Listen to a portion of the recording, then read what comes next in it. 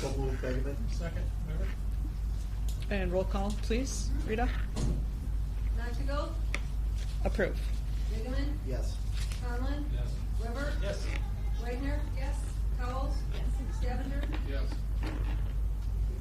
Okay, and the third item is to approve the minutes of the April 1st, 2022 meeting, which is our special meeting. I would entertain a motion to approve those as well. So moved. That was me. Yep. Thank you. Second, Begeman. And roll call. Nachtigal? Approve. Begeman? Yes. Conlon? Yes. Weber? Yes. Wagner? Yes. Cowles? Yes. Stavanger? Yes. Thank you.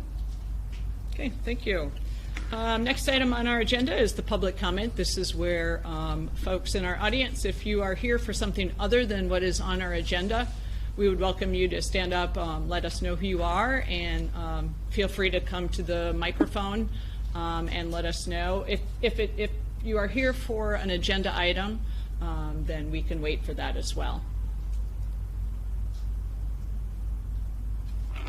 Okay.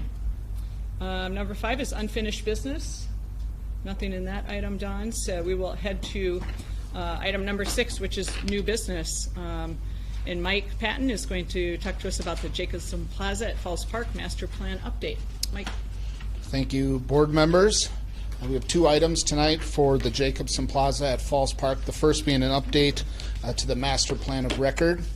It's been about a year since we were last before you for this item, and it involved approval of the gifting agreement for Jacobson Plaza.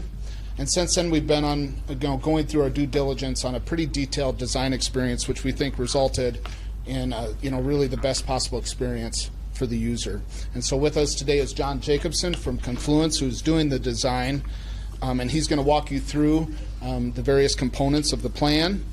And since it has changed significantly from the current Master Plan of Record, which you have a copy in your packet, we'll be looking for approval of the Master Plan update. John? Thank you, Mike. Good afternoon, board. Thank you for having me. Some of you know me, some of you don't. As Mike mentioned, my name's John Jacobson. I'm a principal at Confluence here in Sioux Falls, and we are a landscape architecture and planning firm that specializes in a lot of public infrastructure work like this kind of throughout a lot of the country. So in front of you is kind of the updated master plan vision that we put together for the area commonly referred to as Falls Park West. As Mike mentioned, we've spent about the last 9 months or so putting this together, working through various program options with the city, also with the Jacobsons. No relation to myself, just for the record, although I've tried to get Gary to adopt me, but he won't do it yet, but I'll keep working at it. So along the bottom of the page, you see Phillips Avenue, just for a little bit of orientation. Down to the south, of course, is the Levitt Shell. Right adjacent to that is the currently redeveloping Steel District. So the big angled shaped building there is the new Hilton Canopy Hotel, and the smaller shape is the taller office tower.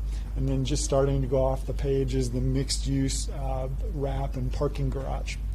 And then along the north edge of the paper is, of course, the rail line, BNSF rail line, and the bridge that goes across the Upper Falls.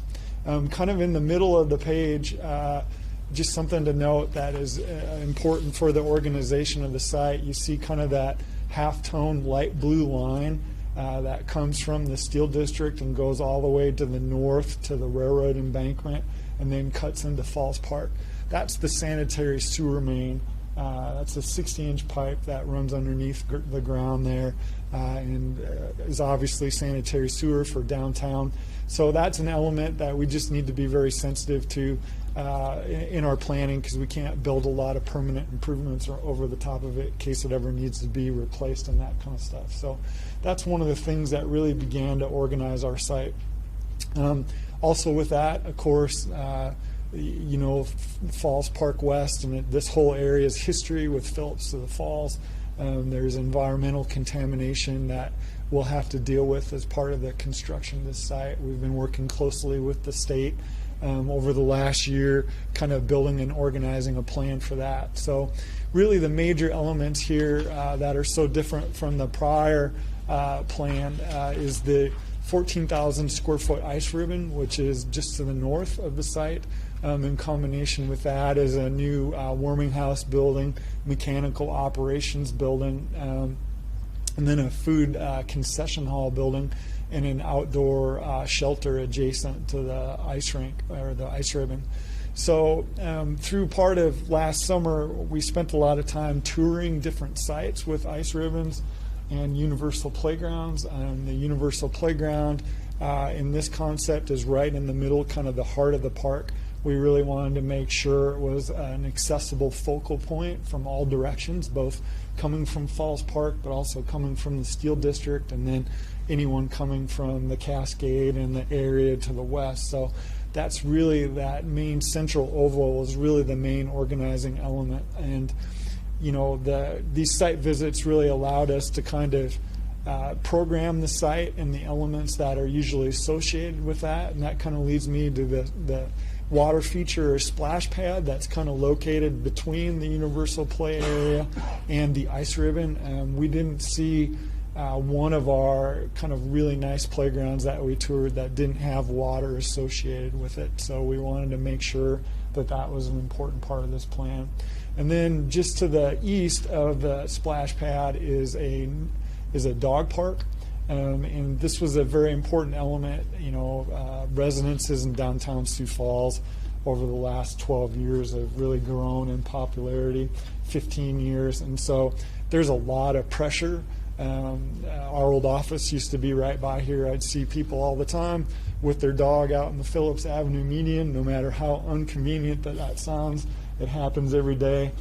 People bringing their dogs out to get them outside, and so there's just a lot of dog pressure in this area. So we sat down, of course, we talked to the Kirbys, who generously donated the current dog park in central downtown, and they thought, you know, their whole intent was with that gift was to make sure that there were more dog parks built throughout downtown in our community, and they really felt that this was a great element as well. So I say that story just so you know that we've been meeting with a lot of different stakeholders as we've developed this plan, including different stakeholders for the universal play, like LSS. They have the only kind of drop-in disabled daycare within our city, and talk to them about use of the playground and what types of vehicles that they would use to access the play area.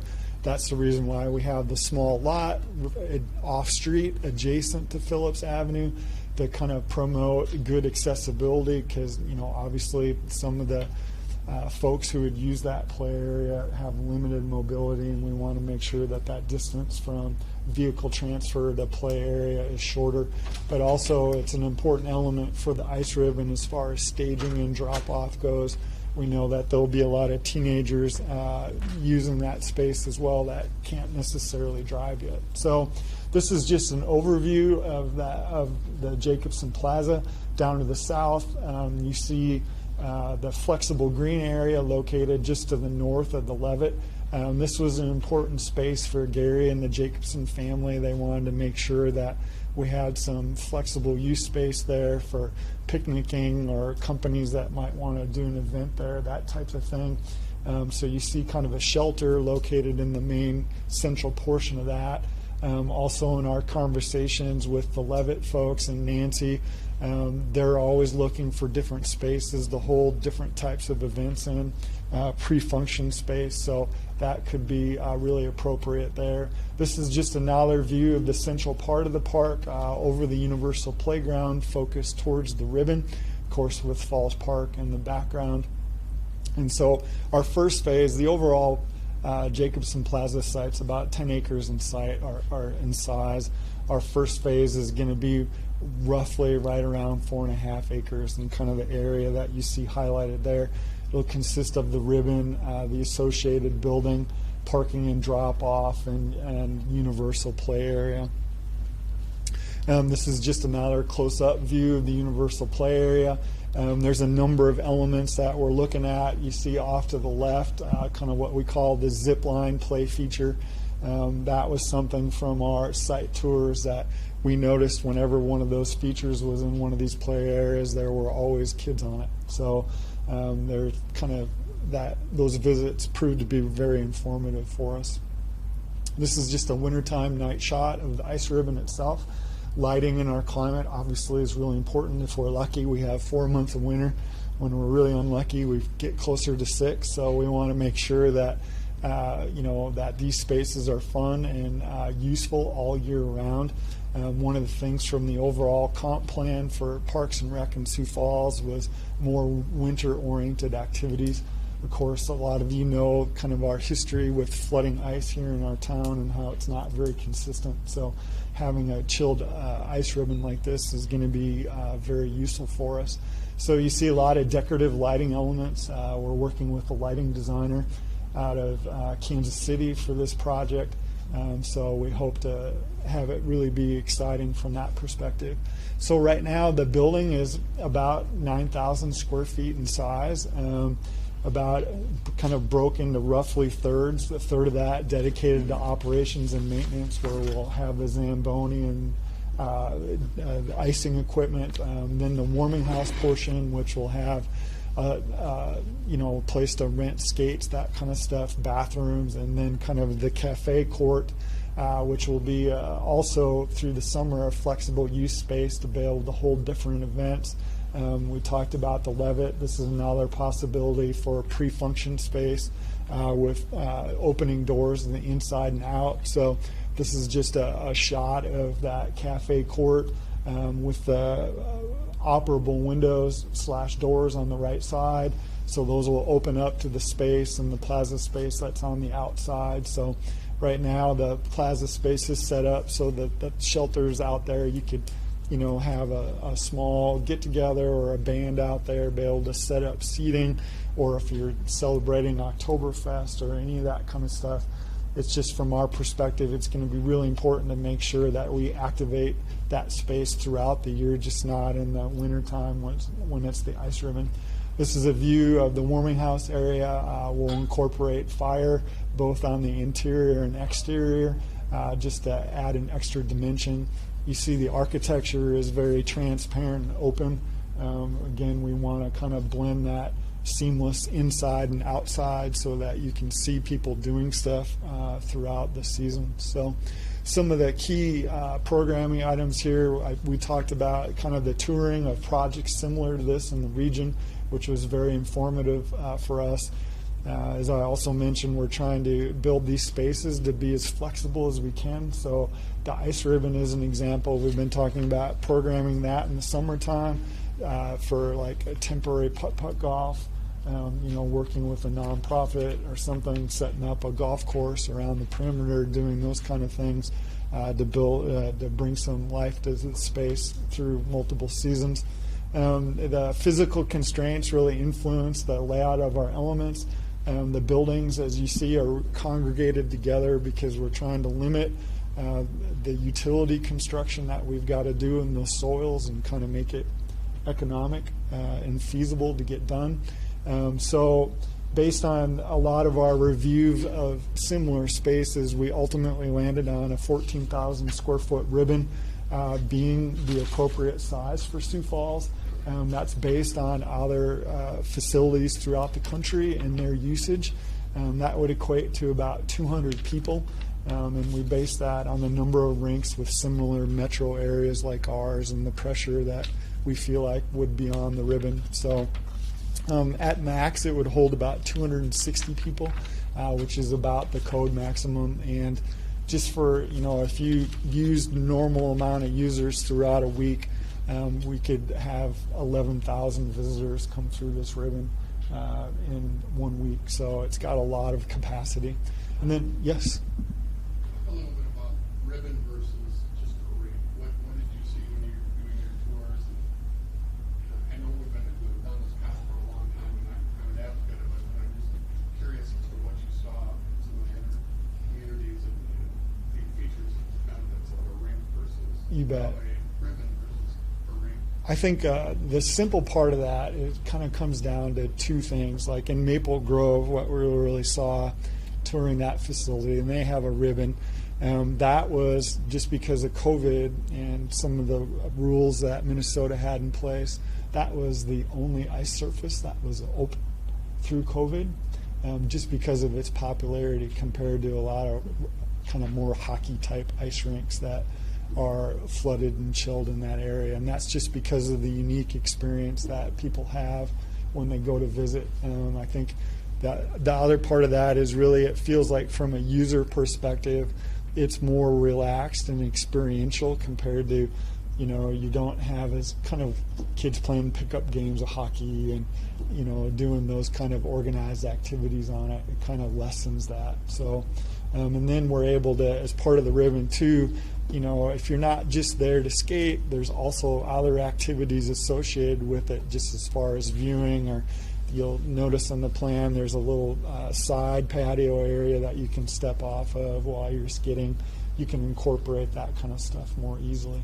We did look at some other potential additional ice features, but just based on the site, we just thought it was too much, and that the ribbon, based on the existing conditions, was the most appropriate.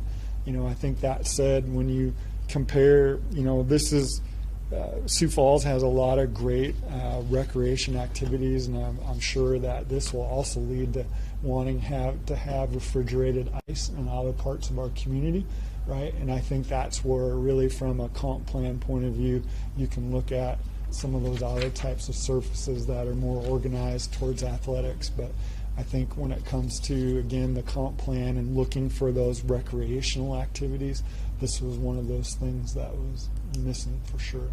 And the last thing I'll add to that is, on our tours, whenever we were looking at what I'd call a big refrigerated sheet of ice, it was always boring and dead. There was never any other activities occurring around it, right? It was just space that was unused throughout the summer. And I think a ribbon sets up that we can at least program other activities in it and make it useful. So, yeah, you bet. And then just kind of the last thing I want to mention, the play area, just to give you a little bit of perspective. So the area that we have programmed in Jacobson Plaza is just under 27,000 square feet, and the 5 play pods that are at Sertoma Park are just a little bit under 20,000 square feet. So I know a lot of times when people reference play in our community that they often think of Sertoma, so just wanted to give that to you as a little bit of perspective. And the amount of we've gotten a high number of phone calls and emails and that kind of thing, just based on the nature of this playground when it comes to universal tables for the restrooms, being beyond just children but for adults and those kind of things. So those are all additional amenities that we're looking at programming into this design. So that's been really good feedback from the stakeholders and the general public. John, can you talk a little bit about when you go to see this, once it's constructed on the inclusive area, the need for additional space just based on the type of users that we're going to have that's going to add to that additional square footage, because there's more flat space and space between Yes. the right? Yeah. I just want people to understand what we're building and the reasons why we're building the way we're building it, just so that you don't arrive and it's going to look different than your normal playground. Yeah, you know, I think, and we still have a lot of detailed design to go through as far as the elements in the play area. This is just one example, but really when it comes to accessibility, there's a lot of different features out there, and you see some playgrounds with it. I guess there's a few important things you want, no matter someone's disability, you want to make sure that they feel included in this play. So having a sense of enclosure is really important. So we'll likely actually have a decorative fence going around the perimeter of this, but also in combination with landscape. And that's because you might have someone with a cognitive or mental disability that might be a runner, right? So any sort of guardian or somebody who's there needs to have a limited amount of exits that they can control for a child who may be using this. But as Don mentioned, we also have a lot more square footage of just accessible space, like when it comes to running or being in a chair and that kind of stuff. So when it comes to the structures themselves. You see some with a lot of elevated platforms, but we didn't necessarily like that on our tours. We liked it better when a lot of the elements were accessible from the ground, so you weren't necessarily having to get up into these structures. And so that's the reason why you don't necessarily see a lot of tall elements in this, just because it reduces some of the access to that. Now, that said, that doesn't mean that we don't want to have none, because we still want to have those opportunities too. So it's really a balance between all of those elements. So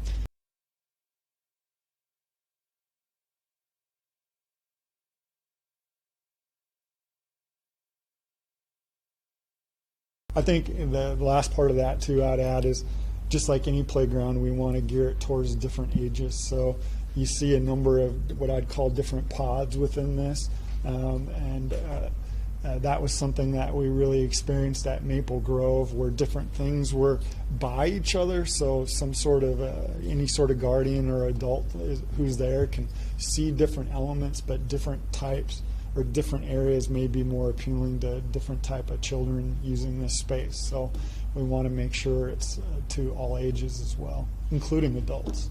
I have a question.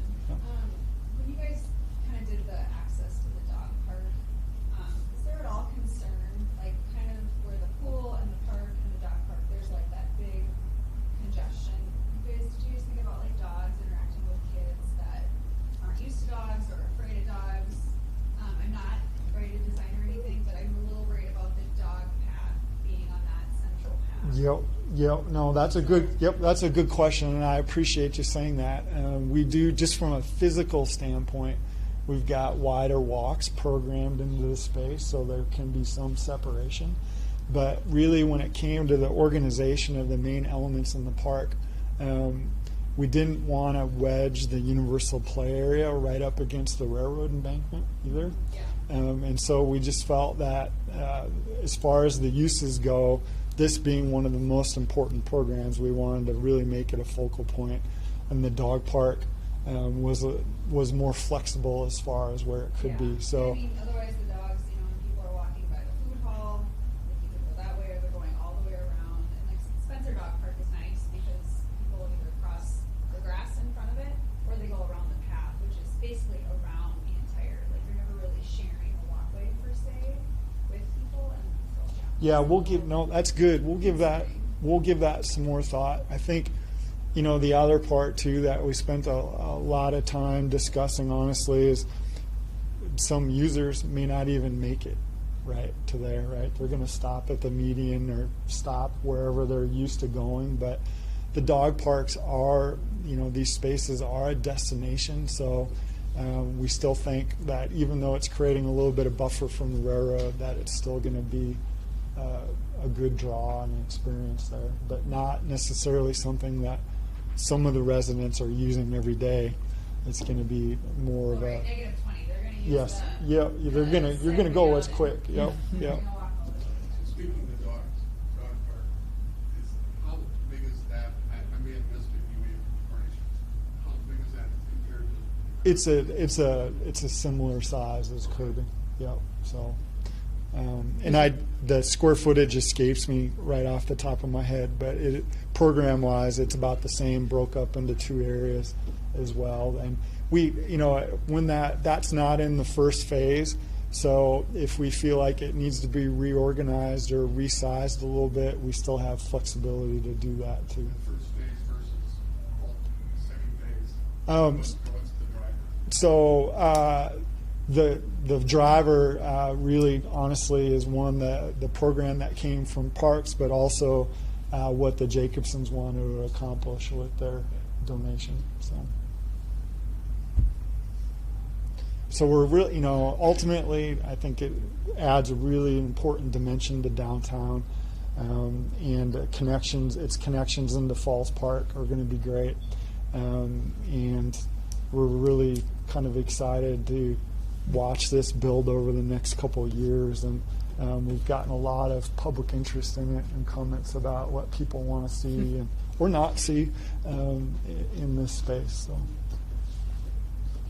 Maybe some pickleball or something down there. Well, we don't have, we can't build enough pickleball, can we?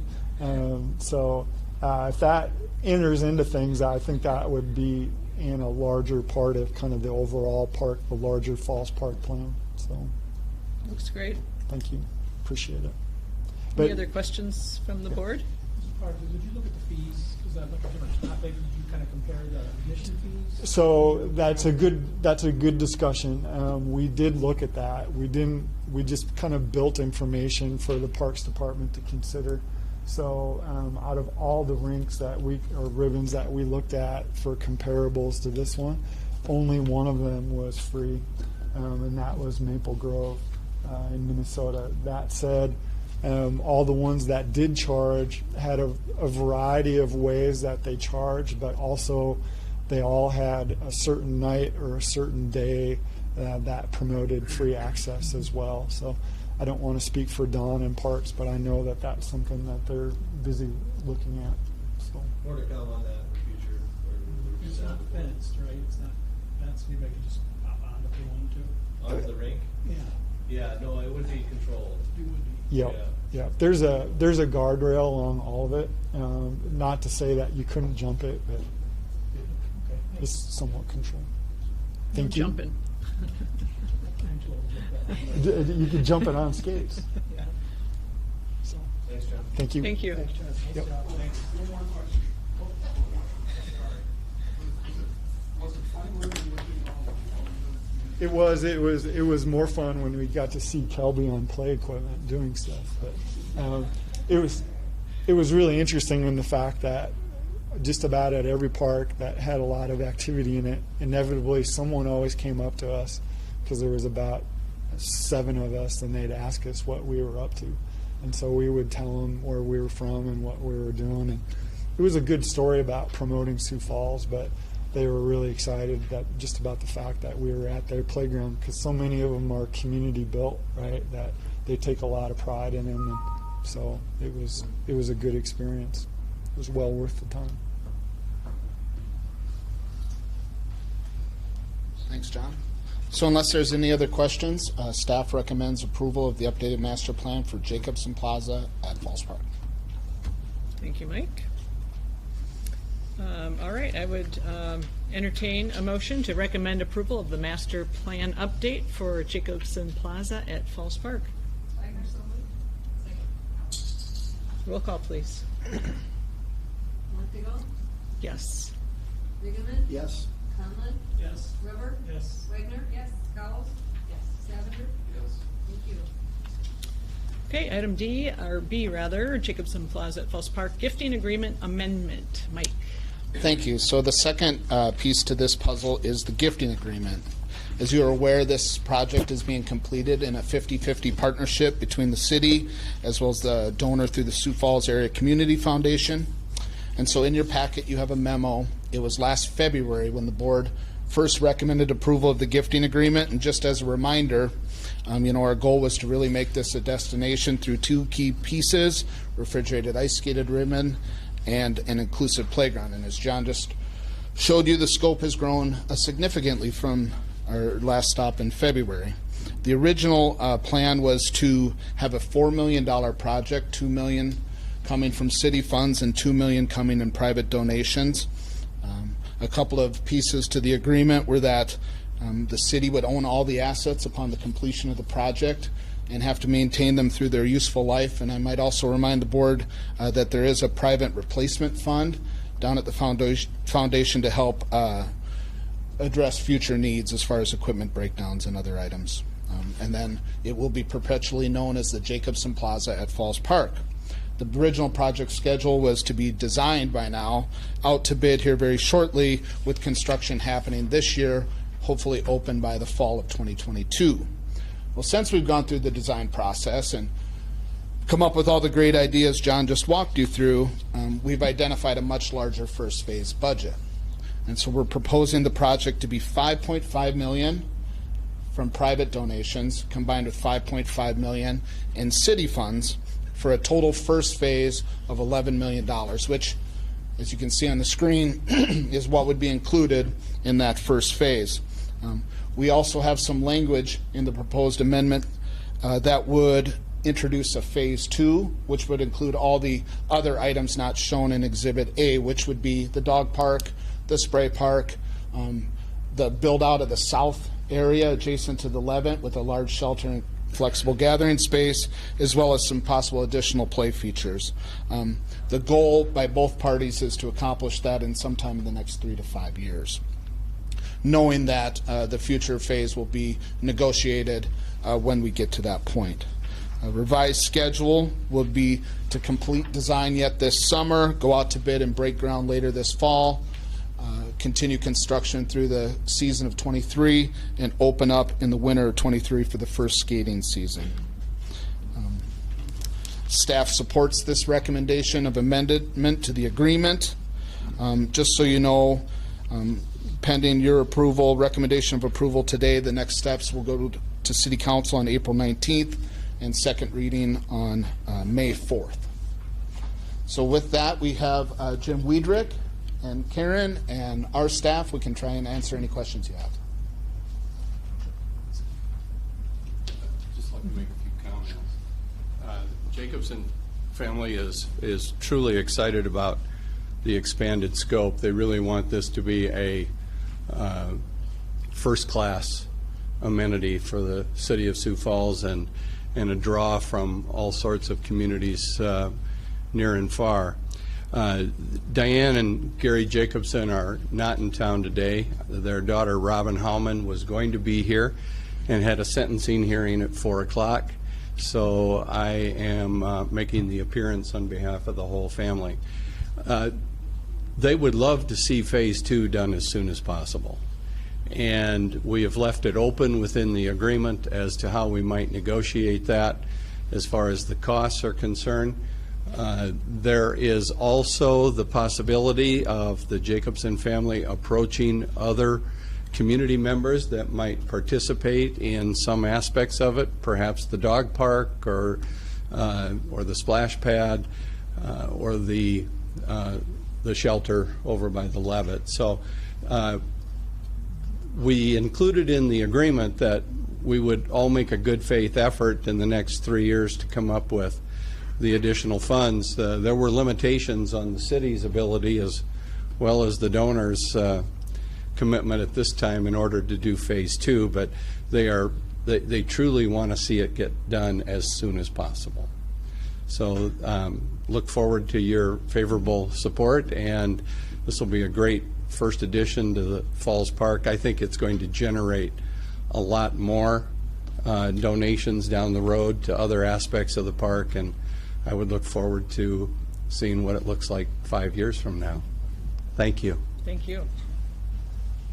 Any questions from the board for Mike or Jim or anyone? So Mike, the $5.5 million that's private, is that all in hand in place? So that's at at an account at the Sioux Falls Area Community Foundation, and it will be dispersed as needed. So when we get through the design, there'll be a disbursement. When we bid it, we'll know the exact dollar amounts. We'll get disbursement. That's in place. There's no more fundraising needed to get to the $5.5 million? Not that I'm aware of. Thanks. How does the increase impact kind of budgeting and where's the city money, is that coming from? So that'll be, that's subject to council approval, which we're going to on the 19th and the 4th, and that'll be a combination of CARES Act money and savings. Yeah, sales tax surplus is a source of some of those dollars to be able to come up with our $5.5 million. So it's kind of at the end of the year, the city typically has surplus dollars available, and then we allocate those to the projects. And so this is part of a much larger package that Sean and finance directors bring forward to the city council, includes street projects and a variety of other projects across the city. So. Yeah, it's just not just checking to see if it's going to push any other projects off of the plan or anything like that. No, this is just added additional dollars above and beyond. Any other questions? Okay, so staff supports your recommendation of approval. Perfect. Thank you, Mike. Okay, so I would entertain a motion to recommend for approval to council the gifting agreement amendment. So moved. Spaviger.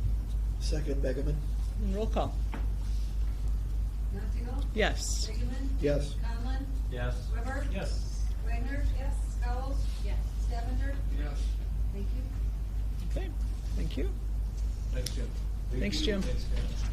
Thanks a lot. Okay, item D, vendor permit, oh, excuse me, sorry, I jumped ahead. Oh. No, you're right, you stay there. Item C, the 2023 and 2027 CIP, and that is Mike. Thank Go ahead. you. So this is CIP season here. This is the month where the Park Board typically recommends approval of our CIP. We've been working on this project since last fall, starts about September, October, when we really start looking at potential projects to program.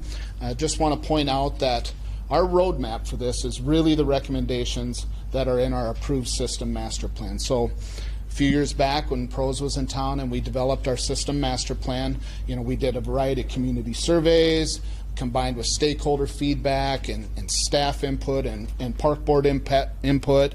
And, we also account for national and regional trends. And what comes out of that is really a list of recommendations. And there's a couple items that we really prioritize when we're putting together the capital plan. First is the priority investment rating for facilities and programming, as well as the action plan goals. And so what we do is take those recommendations and try and develop projects that support those recommendations. And so if you look at the screen behind you, you also have a copy of this in your packet. We've organized our capital plan into 12 key programs. And what we do is have a variety of projects within each one of those programs that supports these recommendations. So you can see we have significant investment in trails and greenways, $2 million in the first year, $10 million throughout the plan. Neighborhood park development, community and regional parks has a big focus. We're always looking for land acquisition. As we talked about, the aquatic facility improvements, that funding is to support the design for the Future Quality of Life Bond 3 initiative, as well as some space need project for new shops and expansion of existing shops, and then a host of other projects that really support the infrastructure replacement of our existing facilities. So a couple of items to point out. 2023 is the only year that's actually appropriated. Now, the whole plan is adopted, but 24, 25, 26, and 27 are just planning. 23 is actually appropriated, so upon council approval, that funding will be in place January 1st of 23 for us to use. There's a stronger focus on the first few years. Obviously, priorities and things change over the years, so the back years are a little looser. And then, just so you know, this is our recommendation for what we'd like to see happen. It's combined with all the other city departments. There's a lot of priorities across the whole city, and so this will change before we bring it to council in September. So with that, Tori's here, and I'm here, and we can try and answer any questions you have. What questions does the board have? I don't blame you. You're probably sick of hearing me talk. So. You're doing a great job. This is, whatever happens through the quality of life bond is above and beyond this. Correct. So just so you know, right now we're tentatively planning on that, selling those bonds sometime in early 2024, potentially late in 2023. The funding that we have in there for aquatic facilities in Elmwood right now will be just towards design. So when we go to sell those bonds, we have good hard numbers so we know what to expect for construction. Yeah, so 1.93, Mike, is a big portion of that's designed for those projects. It's really all design. That we'll spend more on design after we get through that first year. Once we sell bonds, we'll sell bonds. Wherever that design takes us, right, in terms of Yeah. outdoors or indoors or. Yeah, community feedback, neighborhood meetings, that will really drive what those final projects look like. Okay. Well, staff supports your recommendation of approval. Perfect. Thanks, Mike. All right. I would entertain a motion to recommend approval of the CIP. So moved. Conlon? Second, Wagner. Roll call, please. Montigo? Yes. Bigeman? Yes. Conlon? Yes. Weber? Yes. Wagner? Yes. Scoles? Stevinger? Yes. All right. Very good. Thank you. Item D, the vendor permit fee request, that we are going to defer this item because Kathy, who is here to speak to that, is not able to attend today. Is there anything else you wanted to add to that, Don? No, she called literally as I pulled up to the meeting and said she wasn't gonna be able to make it. We just told her that we deferred to the next month's meeting. Okay, perfect. Item 7, report of the director. Yeah, excited to say that a lot of work's going on at Hayward Park and at Tomar Park. As a reminder about the tennis court projects, Corey tells me there's a lot of dirt moving over there, and so get a chance to swing by both of those projects. It's going to be some transformational improvements at both of those locations. The families and the kids in the Hayward neighborhood are really going to benefit from the new spray ground and the other play amenities that we're going to add, and just really create kind of a showpiece park in that neighborhood adjacent to the school. And then the public-private partnership again with the tennis association really come through with a major contribution to make that project a reality and really create our first 12-court complex in the city, which obviously is very attractive for prospective tournaments that want to come to town, state tournaments and things like that, as well as invitational tournaments that we do from time to time too. So if you get a chance, get out and take a look at those projects. I wanted to let you know too that we're trying to also do some tuck pointing on the Turbine House in Falls Park. That's one of the last buildings, I guess I would say, that probably needs some attention there just because of the joint ceiling of the various masonry that's out there. Quite frankly, we've had a heck of a time getting anybody willing to bid the project. We did get a project bid. It did come in a little high, but based on the current market environment, we think that's what it's going to take to get it done. So you'll see that happen over the next probably 12 to 18 months because we also gave them a pretty wide window to be able to complete that work. So glad that that's moving forward. We have 3 contractors working on EAB removals across the city, so that you'll see a lot of trees coming down, the snow's being removed. We are working on the restroom at Falls Park as well, redoing the restrooms in the visitor center facility. They've just kind of gotten tired. It's original construction, and so we're going to be able to refresh those restrooms and really bring them into a kind of a new condition, if you will. We have advanced the opening of 1 restroom on the west side of the park, so that there is restrooms available within Falls Park. And the other thing I would share is that next week the forecast looks good for opening restrooms, and so our guys have basically got them ready to go. Just haven't turned the water on yet because we've got some freezing temps in the near term yet, which creates lots of other issues if we have freeze-ups. That's not a good situation. So we'll prioritize those opening because the first 60-degree day and everybody's using the trails and they expect all the restrooms to be open and it takes a while because there's 50+ restrooms. And so bike trails, sports complexes, soccer, softball, baseball, those organizations that have people in the parks already, those get open first, and then neighborhood parks will come, and so just kind of a priority basis. Because one of the things, they never can get open soon enough for most people. So, and then we have some playground replacements at Tomar, McCart, Laurel Oaks, and then Lindwood as well. So those are going to be starting up here in the next several weeks as well. So it's nice to see those playgrounds get replaced. And we have 1,000 people at our Easter egg hunt at the Midco. And it was very popular. That's great. People had a lot of fun. And again, the Midco trend of exceeding historic levels of attendance and memberships continues on a very positive path. I mentioned that last month as well, but people are ready to get back at it after COVID. So yeah. That's what I've got, unless you have questions. That's great. Okay, thanks, Don. Item number 8, items added after the agenda deadline. I do not know of any there. Number 9, reading of communications to the board. None there as well. Number 10, open board discussion.